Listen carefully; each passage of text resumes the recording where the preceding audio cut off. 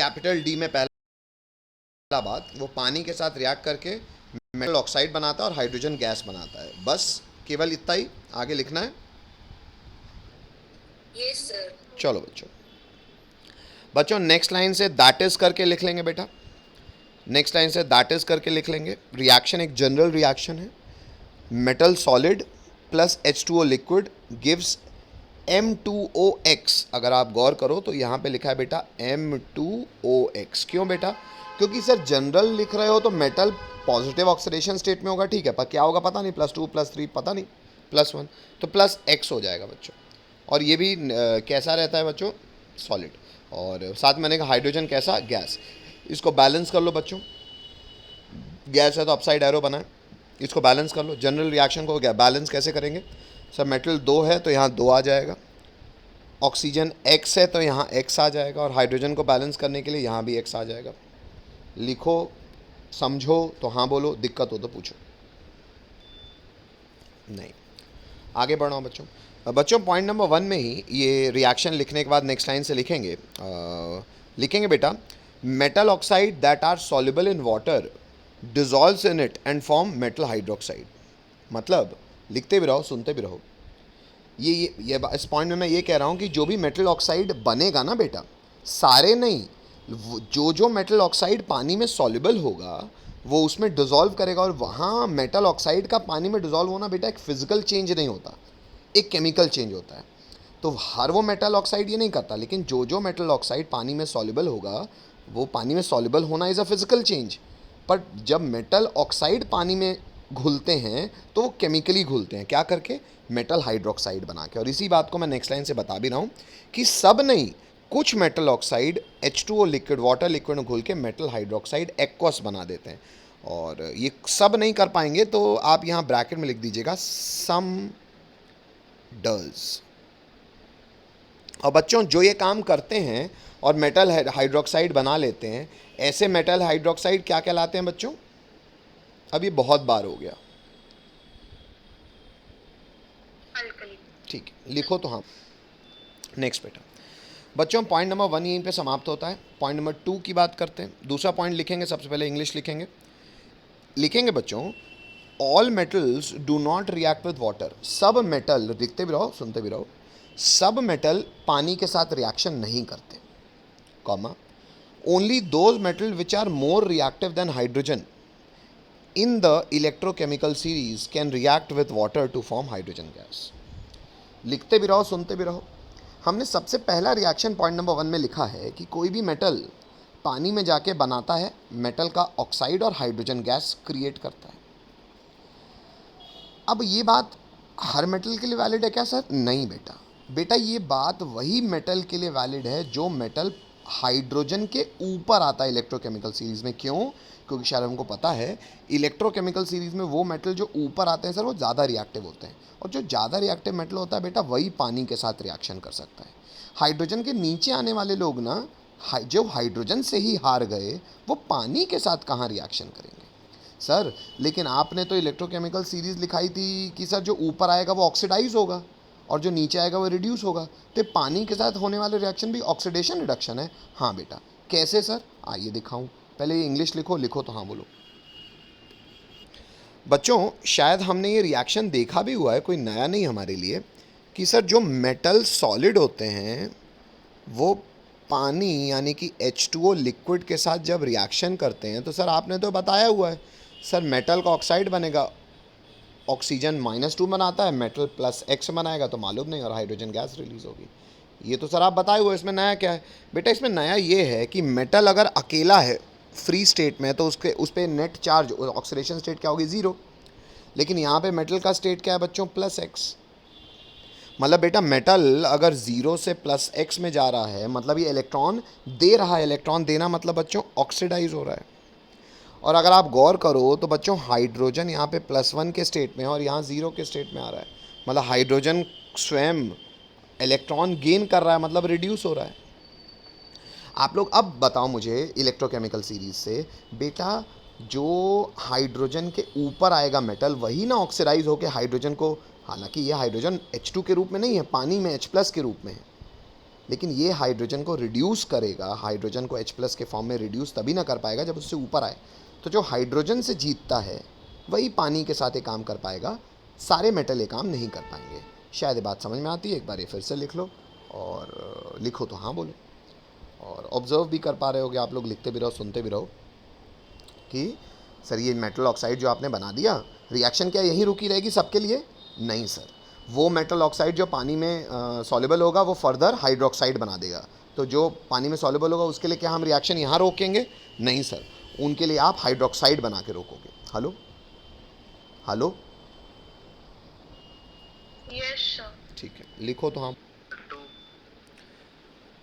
Point क्रमांक 3 लिखेंगे बच्चों, पहले लिखते हैं फिर समझने का प्रयास करेंगे।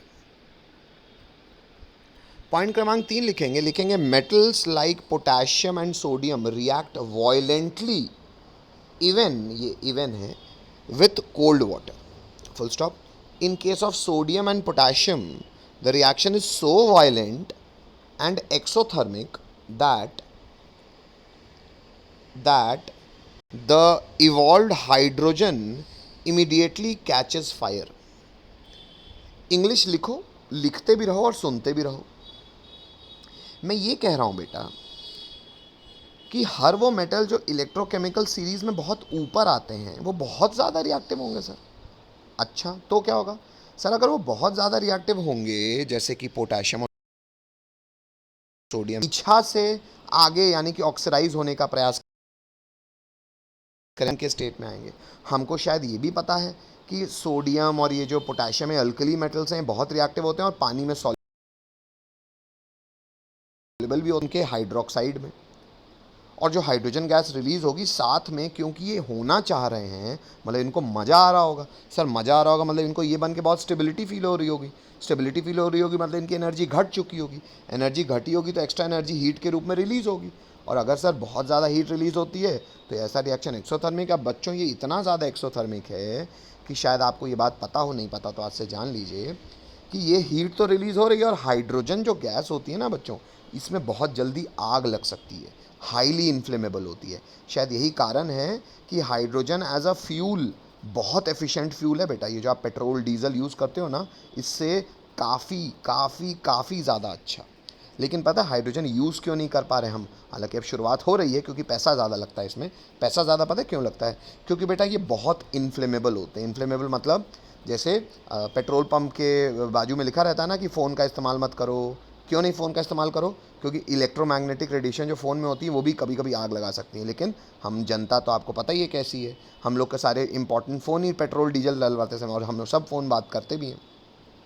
नियम गाइडलाइन कहती है नहीं करना चाहिए। वही अगर बच्चों हाइड्रोजन का कोई गैस स्टेशन होगा ना, और वहाँ अगर आप फ़ोन उठाना तो छोड़ो, आपने हल्का सा रिंग इधर उधर कॉल भी कर दिया तो इतनी इलेक्ट्रोमैग्नेटिक रेडिएशंस के चक्कर में आसानी से फट जाएगा, ब्लास्टिंग हो जाएगी। इसलिए इतना हजार्डस होने के चक्कर में हाइड्रोजन को जिस कंटेनर में, जिस वेजल में भरना होता है वो एक बहुत महंगे अलॉय से बनेगी। इस कारण से हाइड्रोजन को एज अ फ्यूल इस्तेमाल करना एक्सपेंसिव है, क्योंकि उसके सिलेंडर बड़े महंगे बनेंगे।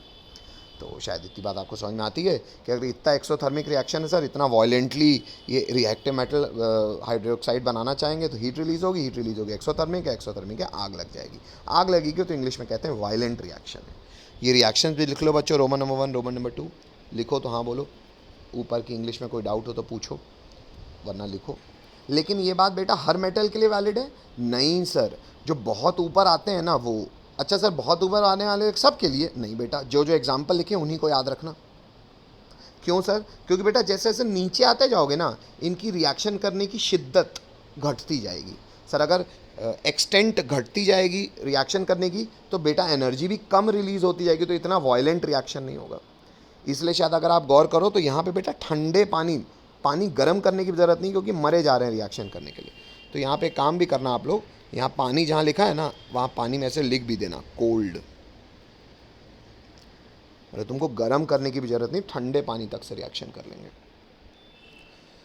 चौथा पॉइंट लिखेंगे बेटा, the reaction of calcium with water is less violent. Example, calcium solid पानी के साथ रिएक्शन करता है, कैल्शियम हाइड्रोक्साइड और हाइड्रोजन गैस बनाता है। पर यहाँ पे बच्चों मैंने एनर्जी नहीं लिखा। क्यों? क्योंकि ये एक्सो इतना ज़्यादा, हालांकि सच्चाई है कि ये भी एक्सोथर्मिक होता है, पर हाँ इतना ज़्यादा नहीं बेटा। दूसरी चीज़, यहाँ पे मैंने ठंडा पानी भी नहीं लिखा, तो इंग्लिश देखो, इंग्लिश कह रही है आगे कंटिन्यूशन में लिखेंगे, calcium starts floating because the bubbles of hydrogen gas formed stick to the surface of metal. अब इतनी ज़्यादा हीट तो रिलीज़ हुई नहीं, तो आग तो लगी नहीं, तो हाइड्रोजन गैस तो वहाँ पे है ही। अब होता क्या है कि एक वेज़ल में अगर मैंने पानी डाला और उसमें कैल्शियम डाला, तो जैसे मैं कैल्शियम ऐड करता हूँ ना बच्चों, तो कैल्शियम ये रिएक्शन करता है। अच्छा, सारा कैल्शियम तो नहीं करेगा, कुछ कुछ कैल्शियम ना, जो भाई मान ले गठरा है, गठरे के ऊपर ऊपर के कैल्शियम रिएक्ट कर जाएंगे, पर जो अंदर का बचा होगा ना, जो थोड़ा थोड़ा अंदर का बचा होगा, वो हाइड्रोजन गैस के बबल्स के साथ ऊपर उठेगा और ऊपर आके कलेक्ट हो जाएगा, और ऊपर आएगा तो धीरे धीरे साइड होता जाएगा, साइड होता जाएगा, तो यहाँ वॉल्स में चिपकता जाएगा, है ना। तो ये एक्चुअली पूरा रिएक्शन भी नहीं होता, क्योंकि कुछ कैल्शियम ऊपर आके वेजल पे चिपक जाता है, तो ये बहुत वॉयलेंट रिएक्शन नहीं है। क्यों नहीं है सर? क्योंकि कैल्शियम नीचे आता है, नीचे आता है मतलब रिएक्टिव कम है, रिएक्टिव कम है इसलिए लेस वायलेंट रिएक्शन। हाँ, रिएक्शन फिर भी होगा। और यहाँ पे आपको पानी गर्म करने की भी ज़रूरत नहीं है, पर ठंडा इसलिए, लेकिन मेंशन भी नहीं कर रहा मैं कि ठंडा पानी, पर हाँ गर्म करने की आवश्यकता नहीं है, पर रिएक्शन कराओगे तो 100 आग वाग नहीं लगेगी, लेस वायलेंट है। चलो लिखो तो, हाँ बोलो क्या। Done sir.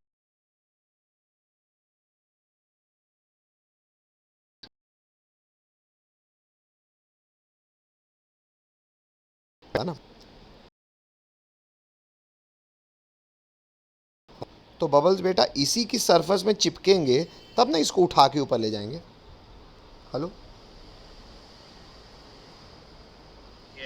हाँ, अब ऊपर ले जाके वो वेजल में भी चिपका देंगे, ठीक है, वो अलग बात है, पर मतलब आप खैर आपने घरों में भी देखा होगा भाई, जब कुछ पानी, कुछ ही किसी चीज़ पानी में अच्छे से घुलती नहीं है तो साइडों साइडों में नहीं चिपकने लगती।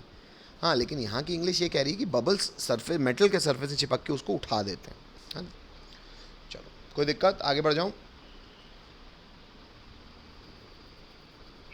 अच्छा, पॉइंट क्रमांक 4 से आगे बढ़ते हैं बच्चों। पॉइंट क्रमांक 5 लिखेंगे। नेक्स्ट, आगे बढ़े, लिखेंगे magnesium does not react with cold water. मतलब कैल्शियम में भी पानी ठंडा ही था, क्योंकि गर्म तो नहीं लिखा, मतलब नॉर्मल रूम टेम्परेचर पानी है, नॉर्मल पानी है ना। अब और नीचे आ रहे हैं बच्चों, तो क्या होगा, कैल्शियम के नीचे आता है मैग्नीशियम, लीक बा काना मगल, है ना, और नीचे आ गया। अब नीचे आ गया सर, तो मतलब और कम रिएक्टिव है, तो बोल रहा है ठंडे पानी से तो रिएक्ट ही नहीं करता, फुल स्टॉप। ये गर्म पानी से रिएक्ट करता है, it reacts with hot water to form magnesium hydroxide and hydrogen. अब हाइड्रोक्साइड ही क्यों बना रहे हैं सर? क्योंकि बेटा अल्कली और अल्कलाइन अर्थ मेटल, मतलब ग्रुप 1 और ग्रुप 2 के जो मेटल्स होते हैं वो पानी में, इनके ऑक्साइड पानी में सॉल्युबल होते हैं, तो इसलिए मैं हाइड्रोक्साइड में ही रोक रहा हूँ। आगे लिखेंगे, it also start floating due to bubbles of hydrogen gas sticking on to its surface. अब भले गर्म पानी कर दोगे तो रिएक्शन तो हो जाएगा, लेकिन इसके केस में भी कैल्शियम की तरह बहुत वायलेंट रिएक्शन तो है नहीं, जो बच जाएगा वो भी बबल के साथ ऊपर आ जाएगा, तो बात इसके लिए भी वैलिड है। H2O लिक्विड है, लिखो तो हाँ बोलो। बस यहाँ पे ट्राइंगल का साइन जरूर लगा देना। व्हाट डज दिस ट्राइंगल का साइन मीन बच्चों? ट्राइंगल मतलब ट्राइंगल ना, हाँ, हीट किया हुआ है, क्योंकि पानी मुझे गर्म करना पड़ेगा। क्यों? मैग्नीशियम ठंडे पानी से नहीं रिएक्ट करता, क्योंकि बहुत रिएक्टिव मेटल नहीं है ऊपर वालों के कंपैरिजन में। लिखो तो हाँ बोलो। 6 पॉइंट लिखेंगे, लिखेंगे metals like aluminium, iron, zinc do not react either with cold और hot water, but they react with steam to form the metal oxide and hydrogen. लिखते भी रहो, सुनते भी रहो। मैं ये कह रहा हूँ, जो और नीचे आते हैं मेटल, हाइड्रोजन के ऊपर आते हैं, पर इन रिएक्टिव मेटल्स के नीचे आते हैं, मतलब मैग्नीशियम के नीचे आते हैं, जैसे कि आयरन, एल्यूमिनियम, जिंक, ना ये गर्म पानी से रिएक्ट करते हैं ना ठंडे पानी से रिएक्ट करते हैं। पर ये रिएक्शन किससे करते हैं? एकदम extreme case of water. What is the extreme case of water sir? H2O gas. Sir H2O gas कब बनेगा बेटा? जब 100 डिग्री तक उबाल दोगे, तो इसलिए स्टीम कहलाएगा। मैं चाहूँगा आप यहाँ लिखें भी स्टीम। तो ये गर्म पानी में नहीं, ये स्टीम के साथ रिएक्शन करेंगे बच्चों। अच्छा, रिएक्शन करके, अच्छा सर इनके जो ऑक्साइड होते हैं पानी में सॉल्युबल भी नहीं होते, तो सर ये हाइड्रोक्साइड नहीं ऑक्साइड के रूप में ही रिपोर्ट करेंगे, हाइड्रोजन गैस रिपोर्ट करेंगे। रिएक्शन लिखो, बैलेंस करो, दिक्कत हो तो पूछो, नहीं हो तो लिखो, लिखो तो हाँ बोलो। 7th पॉइंट लिखेंगे, लिखेंगे metals such as lead, copper, silver and gold do not react with water at all at all, मतलब भले वाटर को स्टीम बना दो रिएक्शन नहीं करेंगे। क्यों सर? ये हाइड्रोजन के ही नीचे आते हैं। सर जब हाइड्रोजन को नहीं हरा पाएंगे तो भी कैसे? अब आप कई लोग कहते हैं सर पब यानी कि लेड यानी कि पीबी ये तो हाइड्रोजन के ऊपर आता है, ये क्यों नहीं? बेटा ये फैक्चुअल बात है, पता होनी चाहिए, इसलिए मैंने लिख भी दी है। और इतना भी सोच सकते हो बेटा, अभी फ़िलहाल रिएक्शन हाइड्रोजन H2 से तो नहीं होना ना, पानी से होना है। तो एक्चुअली ये भी रिएक्शन प्रैक्टिकली नहीं हो पाता, इसलिए चाहे स्टीम भी कर दो फिर भी ये मेटल रिएक्शन नहीं करते। ये इस बात का प्रूफ है कि ये कम रिएक्टिव है ना, लेस रिएक्टिव मेटल्स। लिखो तो हाँ बोलो। कैपिटल डी यहीं से समाप्त होता है। नेक्स्ट है capital E, reaction of metals. अब मेटल का रिएक्शन हम एसिड्स के साथ देखेंगे। सर पानी एक एसिड नहीं है? नहीं है बेटा, पानी में H+ देने की क्षमता है ही नहीं, ना के बराबर है। इनफैक्ट नहीं मानो, याद है ना सबको, पानी के 1000 करोड़ मॉलिक्यूल्स में से कितने मॉलिक्यूल केवल H+ देंगे? 18। तो क्या मानोगे H+ दे रहा है? नहीं। तो लेकिन हाँ, मोर और लेस टेंडेंसी ज़्यादा होगी, यानी कि जो कम रिएक्टिव मेटल्स हैं वो पानी के साथ रिएक्शन नहीं करते, वो एसिड के साथ कर लेंगे। क्यों? क्योंकि पानी में रिएक्टिविटी H+ देने की कम है, इनफैक्ट ना के बराबर है। एसिड में होगा तो कुछ फ़र्क यहाँ पे ज़रूर आप ऑब्जर्व करोगे। चलो आगे बढ़ जाऊँ, सबका हो गया। Reaction of metal with acids से शुरू करेंगे बच्चों, और लिखेंगे पॉइंट नंबर 1। लिखेंगे बेटा, metal plus dilute acid form salt plus hydrogen gas. ये भी आपको पता है, क्योंकि एसिड है बेटा तो ऑक्साइड नहीं, मेटल का कोई सॉल्ट बनेगा, और हाइड्रोजन गैस पानी के साथ भी होती थी, यहाँ भी होगी। एग्जाम्पल के रूप में देखेंगे, जैसे मैग्नीशियम है, जिंक है, कॉपर है। यहाँ पे HCl एक्वस है, H2SO4 एक्वस है, HCl एक्वस है। क्लोरीन है तो यहाँ पे MgCl2 बन जाएगा। सल्फेट है तो यहाँ जिंक सल्फेट बन जाएगा। साथ में हाइड्रोजन गैस रिलीज होगी, बैलेंस रिएक्शन है। लिखिए लेकिन बेटा वो मेटल जो हाइड्रोजन के नीचे आएगा, सर वो रिडॉक्स तो नहीं कर पाएगा ना। हेलो, अरे भले कोई चीज़ बहुत भारी मात्रा में H+ दे, पर जो मेटल हाइड्रोजन के नीचे आएगा वो हाइड्रोजन को तो रिप्लेस नहीं कर पाएगा। तो यहाँ पे भी वही दिख रहा है हमको कि जो हाइड्रोजन के नीचे आ रहा है उसके साथ अभी भी नो रिएक्शन है। बात समझ में आती है? बोलना पड़ेगा। Only those metals which are more reactive than hydrogen, H मत लिखना बेटा, पूरा हाइड्रोजन लिखना, comma, react with acid to form salt and hydrogen gas. मतलब जो बात मैंने पानी के लिए लिखाई थी वो मैं एसिड के लिए भी दोबारा लिखवा दे रहा हूँ कि किसी को कन्फ्यूजन ना हो, कि याद रखें कि हर वो मेटल जो पानी से जो हाइड्रोजन से ज़्यादा रिएक्टिव है वही पानी और एसिड दोनों के साथ सॉल्ट और हाइड्रोजन गैस बनाएगा। लिखो तो हाँ।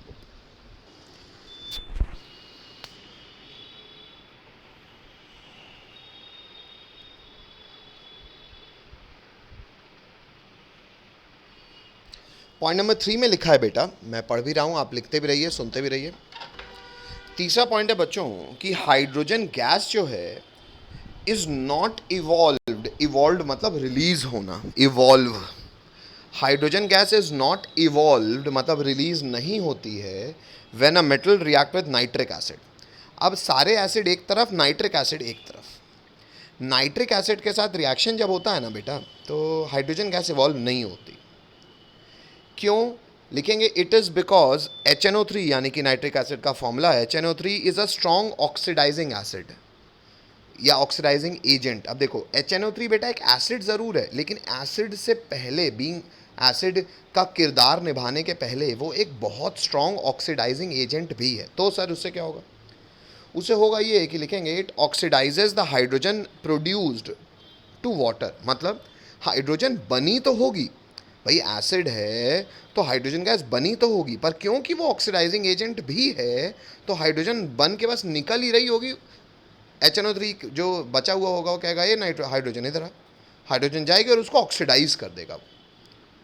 किस में? पानी में। और एंड इटसेल्फ गेट रिड्यूस, उसको ऑक्सीडाइज करेगा तो खुद रिड्यूस होगा। किस में? To any of the nitrogen oxide, nitrogen के किसी भी ऑक्साइड में वो खुद रिड्यूस हो जाएगा। कौन? HNO3। कौन कौन से ऑक्साइड में रिड्यूस हो सकता है? जैसे N2O, जैसे NO, जैसे NO2। इतना लिखो, फिर एग्जाम्पल से समझो भी इसको। एग्जाम्पल पहला रोमन नंबर 1 ये है बेटा कि जिंक सॉलिड HNO3 एक्वस के साथ रिएक्शन कर रहा है। हम जानते हैं HNO3 ऑक्सीडाइजिंग एजेंट है, और क्योंकि एक्वस है मतलब ये डाइल्यूट है, पानी डाला हुआ है HNO3। ठीक है, तो लिख भी दिया है मैंने डाइल्यूट। क्यों सर? बेटा अगर पानी कम रखोगे ना तो कुछ फ़र्क पड़ेगा, क्या बताऊंगा, पहले ये समझ में आता है। तो अगर एक्वस HNO3 के साथ आप रिएक्शन कराओगे तो मेटल तो सॉल्ट ही बनाएगा, क्योंकि नाइट्रेट आयन है तो जिंक का नाइट्रेट बन जाएगा, एक्वस सॉल्ट तो बन गया। अब बना बेटा हाइड्रोजन गैस होगा, पर क्योंकि HNO3 एसिड के अलावा ऑक्सीडाइजिंग एजेंट भी है, तो वो हाइड्रोजन को ऑक्सीडाइज करके क्या बना देगा? वाटर, और खुद रिड्यूस हो जाएगा, यानी कि HNO3 खुद रिड्यूस हो जाएगा N2O में। अगर आप गौर करो बच्चों, चलो पहले इतना लिखो, लिखो तो हाँ बोलो, फिर मैं एक और आपको जानकारी देना चाहूँगा। इतना लिखो तो हाँ बोलो। एक बार फिर बता देता हूँ। HNO3 में मैं नाइट्रोजन का ऑक्सीडेशन स्टेट निकालने की कोशिश कर रहा हूँ। हाइड्रोजन हमेशा +1 में कंपाउंड बनाता है, ऑक्सीजन हमेशा -2 में कंपाउंड बनाता है। हाइड्रोजन यहाँ पे 1 है इसलिए +1, नाइट्रोजन का स्टेट नहीं पता तो x, और ऑक्सीजन -2 में कंपाउंड बनाता है, 3 है तो -2 3 जा 6। ये सब एटम्स का मिला के नेट चार्ज होगा, और ओवरऑल ये मॉलिक्यूल है तो न्यूट्रल है, तो इक्वल टू 0 कर दिया। यहाँ से पता चल गया कि नाइट्रोजन की स्थिति क्या है, यानी कि ऑक्सीडेशन स्टेट क्या है, विच इज़ +5। अगर मैं यहाँ पे नाइट्रोजन का ऑक्सीडेशन स्टेट देखूँ बेटा तो बड़ा आसान है, क्रिस क्रॉस मेथड से, क्योंकि ऑक्सीजन तो सर -2 होता है, तो क्रिस क्रॉस मेथड से -2 चढ़ गया, तो N2O में नाइट्रोजन का स्टेट क्या होगा बच्चों? +1। अगर आप जिंक को देखो तो जिंक का स्टेट यहाँ 0 है, और यहाँ पे कम सॉल्ट बना रहा है ZnO3 होल्ट वाइज, तो जिंक का स्टेट है क्रिस क्रॉस मेथड, खुद बताओ +2। शायद अब आप सबको दिख भी रहा होगा सर, 0 से +2 मतलब ये हो रहा है ऑक्सीडाइज, और +5 से +1 मतलब नाइट्रोजन हो रहा है रिड्यूस, है ना HNO3 ऑक्सीडाइजिंग एसिड। लेकिन बच्चों ये याद रखना पड़ेगा, ऑक्सीडाइजिंग एसिड है, सामने वाला ऑक्सीडाइज करेगा, खुद रिड्यूस होगा, लेकिन खुद किस रूप में रिड्यूस होगा वो कुछ एग्जांपल्स आपको याद होने चाहिए। जैसे HNO3 यहाँ किस रूप में रिड्यूस हो रहा है? N2O के रूप में। कोई दिक्कत है बच्चों? बोलना पड़ेगा। No sir. ठीक है, इतना लिखो तो हाँ बोलो। अगर गंदगी हो रही हो बेटा तो रिएक्शन फिर से लिख के ये ऐसे फोटो बना के ऑक्सीडेशन स्टेट लिख के फिर से कर लो। अगर गंदगी आपको वहाँ हो रही हो, साफ साफ कर पा रहे हो, किसी बात पेंसिल वेंसिल होगी तो कर सकते हो। पेंसिल वेंसिल से कह रहा हूँ कि आपको ये चीज़ पेन में लिखनी भी नहीं चाहिए, अलग से लिखनी चाहिए पेंसिल से, या कुछ ऐसी चीज़ से कि आपको समझ में आ जाए। बोर्ड में लिखने की ज़रूरत नहीं है, ये एक्स्ट्रा जानकारी है बेटा, ये जो बच्चे साइंस लेने वाले हैं 11th-12th में उनके लिए ज़रूरी है, अन्यथा ये आवश्यक चीज़ नहीं है आपके लिए 10वीं के लिए। क्योंकि ये भी बहुत ज़रूरी बात है कि नाइट्रोजन किस रूप में रिड्यूस होता है, वो डिपेंड करता है उसका कंसंट्रेशन कैसा है, वो डाइल्यूट है कि कॉन्सेंट्रेटेड है, और सामने मेटल कौन है। तो जिंक के साथ क्या होता है हमको पता चल गया। ये जो N2O बना ना बेटा, इसके नीचे नाम भी लिख लो। N2O का बेटा साइंटिफिक नाम होता है नाइट्रस ऑक्साइड। क्या होता है?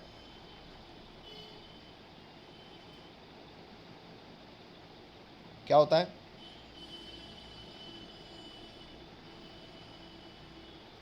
नाइट्रस। और इसका जनरल नाम होता है बच्चों लाफिंग गैस, क्योंकि शायद इसका इस्तेमाल कुछ डेंटिस्ट भी करते हैं, जब आपके दांत निकालने होते हैं तो आपको सुन्न करना होता है, तो आपको हंसी आए, इसलिए लाफिंग गैस के रूप में भी इसका इस्तेमाल होता है। आजकल नहीं होता क्योंकि कुछ दिक्कतें भी हैं, पर हाँ इन जनरल आजकल आदमी एनेस्थीसिया के ही वर्जन देता है, पर ठीक है ये भी यूज़ कर सकते हैं। लिखो तो हाँ बोलो। नाइट्रोजन HNO3 का सामने वाले को ऑक्सीडाइज करेगा, खुद रिड्यूस होगा, पर कुछ किस रूप में होगा ये डिपेंड करेगा वो कैसा है, कंसंट्रेटेड की डाइल्यूट, और मेटल सामने कौन है। जैसे रोमन, अगर आप ऊपर देखो तो जिंक है, जिंक ना इलेक्ट्रोकेमिकल सीरीज में हाइड्रोजन के ऊपर आता है और कॉपर नीचे आता है, तो मोर रिएक्टिव के साथ तो ऊपर वाला काम हुआ, लेस रिएक्टिव यानी कि कॉपर जैसी चीज़ के साथ बाकी एसिड कह देते थे नो रिएक्शन, नाइट्रिक एसिड कहेगा नहीं नहीं नहीं नहीं, कहेगा नो रिएक्शन, मैं ऑक्सीडाइजिंग एसिड, मेरी औकात ज़्यादा है। HNO3 कहेगा देखो मेरे को डाइल्यूट लो और बुलाओ कॉपर को, बताता हूँ उसको, कॉपर आएगा उसको सॉल्ट बना देगा, और खुद रिड्यूस होगा किस रूप में? NO के रूप में। और क्यों रिड्यूस हुआ? क्योंकि जो हाइड्रोजन रिलीज हो रही थी उसको उसने क्या बना दिया? पानी। दिख रहा है बच्चों? NO कहलाता है बच्चों नाइट्रिक ऑक्साइड। NO क्या ऑक्साइड कहलाता है बच्चों?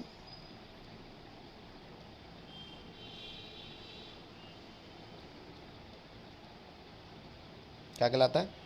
Nitric oxide. तो ये तो बेटा हाई एक मैंने यूज़ किया हाई रिएक्टिव मेटल और एक लेस रिएक्टिव मेटल। ऊपर मैंने जिंक यूज़ किया हाई में और लेस रिएक्टिव मैंने कॉपर यूज़ किया। ये फेमस भी हैं, पता भी होने चाहिए।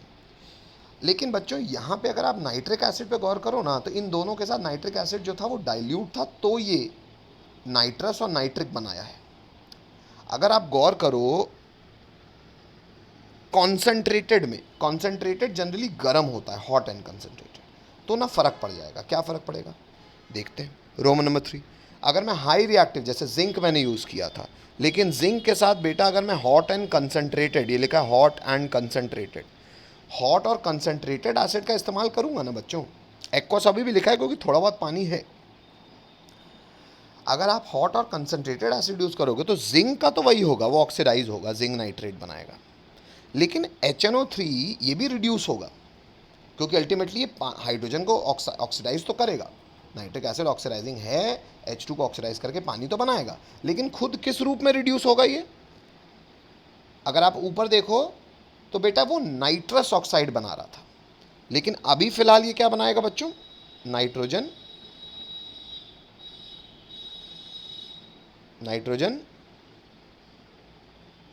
डाइऑक्साइड। ये बच्चों बहुत ज़रूरी बातें हैं, ये ध्यान में रखना। हालांकि अब आपको सच्चाई बता दूं, ये बातें भी अगर आपको 10th तक ना पता हो तो भूल भी सकते हो बोर्ड तक, पर फिर भी बेटा अच्छा है याद रखना। तो सर अगर ये मोर रिएक्टिव हाइड्रोजन से ज़्यादा रिएक्टिव है जिंक जैसे, उनके साथ रिएक्शन करने में इसको फ़र्क है, अलग अलग रूप में रिड्यूस हो रहा है, खुद सामने वालों के साथ तो सेम काम कर रहा है पर खुद रिड्यूस अलग अलग स्वरूप में हो रहा है। जब डाइल्यूट था तो नाइट्रस बना रहा था, कंसनट्रेटेड है तो नाइट्रिक बना तो नाइट्रोजन डाइऑक्साइड बना रहा है। तो लेस रिएक्टिव मेटल यानी कि कॉपर जैसे के साथ जब डाइल्यूट था तो क्या बना रहा था? Nitric oxide NO। कंसनट्रेटेड होगा तो क्या बनाएगा देखते हैं। वैसे मैं लिखते भी रहो सुनते भी रहो, कंसनट्रेटेड होगा तो बेटा हमेशा नाइट्रोजन डाइऑक्साइड ही बनाता है। आप आगे देख भी लेना, पहले ये ऊपर वाला रिएक्शन लिखो, समझो, लिखो तो हाँ बोलो, दिक्कत हो तो पूछो।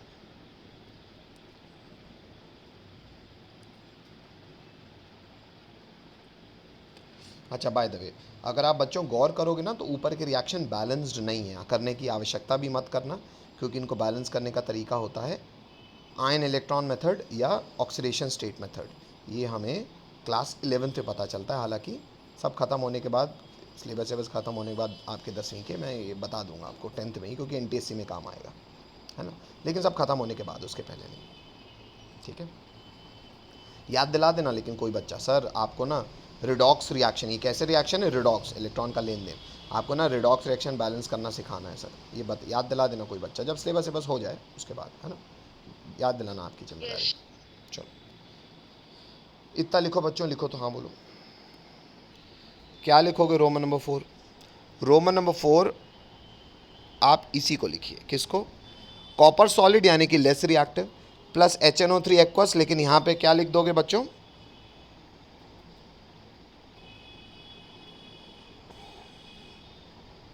Hot and concentrated.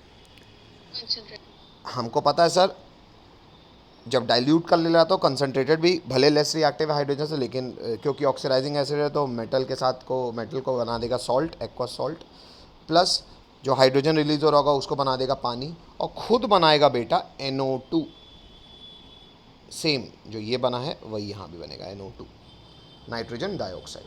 मतलब सर कंसनट्रेटेड नाइट्रिक एसिड कैसा भी हो वो एक NO2 में ही रिड्यूस होता है। हाँ बेटा, कंसनट्रेटेड NO2 में ही रिड्यूस होता है। डाइल्यूट अलग अलग वर्जन में रिड्यूस होता है और डिपेंड करता है मेटल कैसा है, ज़्यादा रिएक्टिव कि कम रिएक्टिव। चलो इतना लिखो तो हाँ बोलो। चलो बड़ा 4 लिखेंगे बच्चों, पॉइंट क्रमांक बड़ा 4 लिखेंगे, but magnesium and manganese, manganese होता है बच्चों Mn, मैग्नीशियम होता है Mg, magnesium and manganese react with very dilute nitric acid to evolve hydrogen gas. अब बेटा ये अब फैक्चुअल बात है, लिखते भी रहो सुनते भी रहो। बेटा नाइट्रिक एसिड के साथ ना मैक्सिमम मेटल्स वही काम करते हैं जो अपन ने ऊपर बताया, क्योंकि वो ऑक्सीडाइजिंग एसिड है, लेकिन कुछ मेटल्स हैं जो कि नॉर्मल मेटल्स की तरह, नॉर्मल एसिड की तरह उनको साथ नाइट्रिक एसिड को रिएक्शन करना पड़ता है। क्यों बेटा, ये फैक्चुअल बात है, ये पता होनी चाहिए। इसका कोई बहुत प्रैक्टिकल जस्टिफिकेशन नहीं है। हाँ, इतनी बात है कि नेचर में जो ऑब्जर्व होता है उसके लिए जस्टिफिकेशन बना दिए जाते हैं, पर वो 11वीं 12वीं की केमिकल बॉन्डिंग के बाद ही आप समझ पाओगे। तो फॉर 10वीं क्लास तक के लिए मैं आपको कह रहा हूँ, आपको ये बातें याद रहनी चाहिए कि कुछ मेटल्स हैं जैसे कि मैग्नीशियम और मैंगनीज, उनके साथ नाइट्रिक एसिड एक नॉर्मल एसिड की तरह बिहेव करता है और हाइड्रोजन गैस ही प्रोड्यूस करता है। इसका एक्चुअल रीज़न हमको इलेक्ट्रोकेमिस्ट्री के दौरान मिल जाएगा 12वीं में, लेकिन फ़िलहाल अपन उतने बड़े नहीं हैं और आवश्यकता भी नहीं है जानने की। इतना लिखो, लिखो तो हाँ बोलो। एग्जाम्पल के रूप में रिएक्शन लिखेंगे बच्चों, एम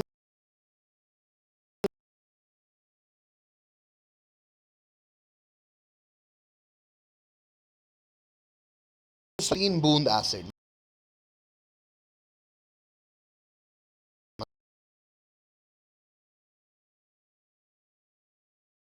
मतलब नाइट्रेट बन जाता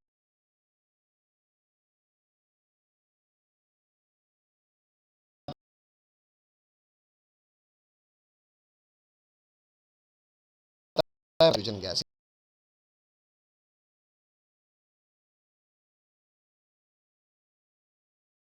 यहाँ पे ये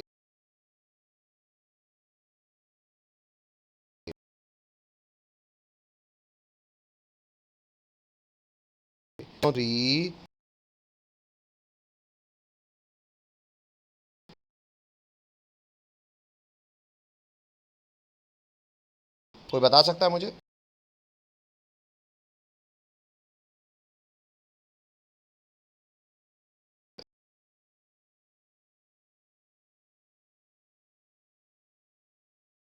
रिडॉक्स H2 की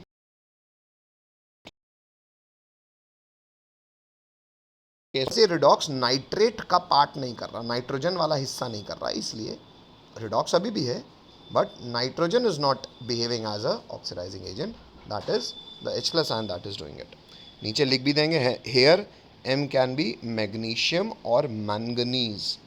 इतना लिखो, लिखो तो हाँ बोलो। लिखेंगे reaction of metals with acid produce hydrogen gas in general, पता ही अपने को, लिखते भी रहो सुनते भी रहो कि कभी भी मेटल एसिड के साथ रिएक्शन करेगा तो इन जनरल क्या बना रहा था बच्चों? हाइड्रोजन गैस बना रहा था। And in most of the cases the reaction is exothermic, और जनरली सब केस में हाइड्रोजन गैस जब इवॉल्व होगी तो हीट भी इवॉल्व होगी जनरली। क्यों? क्योंकि सर जब पानी के साथ हो रहा था तो कोई भी एसिड H प्लस और शिद्दत से देगा तो रिएक्शन थोड़ा सा और एक्सट्रीम होगी, तो जनरली सर एक्सोथर्मिक ही होगी रिएक्शन। बिल्कुल सही है, फुल स्टॉप। नेक्स्ट लाइन से लिखेंगे the reactivity decreases in the order. अब रिएक्टिविटी डिक्रीज करने का ट्रेंड वही इलेक्ट्रोकेमिकल सीरीज वाला है, मतलब कौन सबसे ज़्यादा रिएक्टिव होगा? जो ऊपर आएगा। मतलब अगर मैं मैग्नीशियम, एल्यूमिनियम, जिंक और लोहे इन चार में बात करूं तो हम आपको पता ही है, ली क बा काना मग, सबसे पहले मैग्नीशियम, अल फिर एल्यूमिनियम, मगल मंजन कर फिर फी। इन चारों में तो रिएक्टिविटी यही होगी, और इसका ये किसके अकॉर्डिंग है बेटा? In accordance to electrochemical series. कोई नई बात नहीं है सर, ये तो आसान है, लिखो तो हाँ बोलो। नेक्स्ट लिखेंगे बच्चों पॉइंट क्रमांक 6। ये छठवां पॉइंट बहुत ज़रूरी है बेटा, लिखते भी रहेंगे सुनते भी रहेंगे। लिखेंगे in general inert metals do not react with acid, यानी कि metal plus acid gives no reaction. ये कब होगा? ये होगा जब इनर्ट मेटल हो, तो सिर्फ मेटल मत लिखना, लिखना inert metal plus acid forms no reaction. Inert metal next time से लिख लेंगे कौन कौन होते हैं नेचर में। क्लासिक एग्जांपल है इनर्ट मेटल का Au यानी कि गोल्ड, Pt यानी कि प्लैटिनम। और नेक्स्ट लाइन से लिखेंगे but inert metals can undergo oxidation using aqua regia, जिसे रॉयल वाटर भी कहते हैं। शायद ये बात हमने MCQs में पर्याप्त मात्रा में देखी हुई है, बहुत बार सवाल आए थे कि इनर्ट मेटल यानी कि गोल्ड और प्लैटिनम को कैसे रिएक्शन कराया जा सकता है। मैंने आपको बोला भी था, चैप्टर 3 में आपके पास ये NCERT के कंटेंट में आ जाएगा। तो ये रॉयल वाटर एक्वा रेजिया वाली बात लिखिए, और इसकी डिटेलिंग आपको अगले पॉइंट में मिल जाएगी, पॉइंट नंबर 7 में। पर पहले इसको लिखो, समझो, दिक्कत हो तो पूछो। बच्चों एक्वा रेजिया के बारे में डिटेल हासिल करेंगे, लिखेंगे 7वां पॉइंट लिखेंगे एक्वा रेजिया, AQUA, मैं स्पेलिंग देख लेता हूँ, वैसे ही है regia, comma is a freshly prepared mixture of concentrated HCl and concentrated nitric acid, मतलब हाइड्रोक्लोरिक एसिड और नाइट्रिक एसिड का मिक्सचर है, इन द रेशियो 3:1, मतलब 3 हिस्से HCl के और 1 हिस्सा HNO3 का। मतलब अगर 100 ग्राम एक्वारेजिया बना रहे हो तो 3 हिस्से मतलब 75 ग्राम्स HCl डालो और 1 हिस्सा मतलब 25 ग्राम HNO3 डालो। इस कॉम्पोजिशन में ये मिक्सचर एक्वारेजिया कहलाएगा। फुल स्टॉप बाद लिखेंगे, it can dissolve platinum and gold, comma, even though neither of these acids can do so alone. अकेले अकेले ऐसा ये कोई भी एसिड नहीं कर सकता कि गोल्ड और प्लैटिनम को खुद में रिएक्ट करा ले, पर इस कॉम्पोजिशन में 3:1 के रेशियो में अगर as a mixture in acid का इस्तेमाल करोगे तो यूनिटी ऑलवेज स्टैंड्स वाली बात है। तो एज अ मिक्सचर इस रेशियो में ये गोल्ड और प्लैटिनम को हरा लेंगे और ऑक्सीडाइज कर लेंगे। नेक्स्ट आंसर लिखेंगे, aqua regia is a highly corrosive fuming fluid. Highly corrosive मतलब भयंकर करोजन क्रिएट करता है, लोगों को ऑक्सीडाइज करता है। फ्यूमिंग, FLUID, फ्लूइड, फ्यूमिंग मतलब खौलता हुआ। इसको इन जनरली आप देखो तो हल्का सा भी रूम टेम्परेचर मतलब बहुत आसानी से बॉईल कर जाता है बेटा, ऐसी बेसिक बात समझो। दैट इज एक्वारेजिया क्या है, 3 पार्ट्स ऑफ HCl और 1 पार्ट ऑफ HNO3। रिएक्शन फिलहाल शायद अभी मैंने नहीं बताया, हो सकता है अगले पेज में हो, पर आपको 10 तक तो ज़रूरत नहीं है, तो लेकिन फिर भी इतनी जानकारी हासिल करो। What is aqua regia, 3 parts of HCl and 1 part of HNO3। इतना लिखो तो हाँ बोलो। स्पेलिंग क्या होती है, REGIA। और यहाँ पे बच्चों जहाँ आपने ये लिखा है ना लास्ट में, aqua regia is a highly corrosive fuming fluid के लिख लेना पहले बच्चों येलो ऑरेंज, मतलब येलोइश ऑरेंज कलर का होता है बेटा ये। तो लिख लो, aqua regia is a highly corrosive yellow orange fuming fluid. कोई दिक्कत?